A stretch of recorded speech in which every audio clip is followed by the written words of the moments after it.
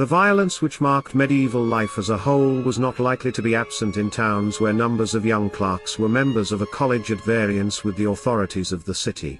University records are full of injuries done to masters and students by the townsfolk, and of privileges and immunities obtained from pope or king or bishop at the expense of the burgesses.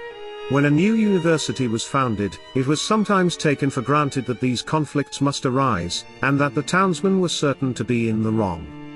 Thus, when Duke Rudolf founded the University of Vienna in 1365, he provided beforehand for such contingencies by ordaining that an attack on a student leading to the loss of a limb or other member of the body was to be punished by the removal of the same member from the body of the assailant, and that for a lesser injury the offender's hand was to be wounded.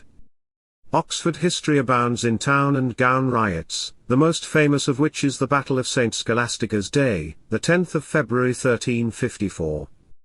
The riot originated in a tavern quarrel. Some clerks disapproved of the wine eaten in near Carfax, when they threw the wine and vessel at his head.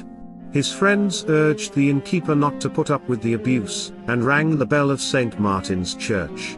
A mob at once assembled, armed with bows and arrows and other weapons. They attacked every scholar who passed, and even fired at the chancellor when he attempted to allay the tumult. The justly indignant chancellor retorted by ringing St. Mary's bell, and a mob of students assembled, also armed, in spite of many statutes to the contrary. A battle royal raged till nightfall, at which time the fray ceased, no one scholar or townsman being killed or mortally wounded or maimed.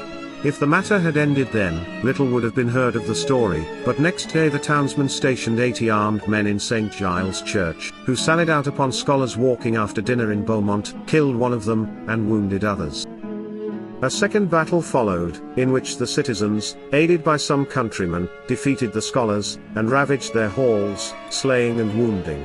Night interrupted their operations, but on the following day, with hideous noises and clamors they came and invaded the scholars' houses and those that resisted them and stood upon their defense, particularly some chaplains, they killed or else in a grievous sort wounded. The injured university was fully avenged. The king granted it jurisdiction over the city, and, especially, control of the market, and the Bishop of Lincoln placed the townsmen under an interdict which was removed only on condition that the mayor and bailiffs, and 60 of the chiefest burghers, should personally appear every Saint Scholastica's Day in St. Mary's Church, to attend a mass for the souls of the slain. The tradition that they were to wear halters or silken cords has no authority, but they were each to offer at the altar 1 penny, of which oblation 40 pence should be distributed to 40 poor scholars of the university. The custom, with some modifications, survived the Reformation, and it was not till the 19th century that the mayor of Oxford ceased to have cause to regret the Battle of Saint Scholastica's Day, 1354.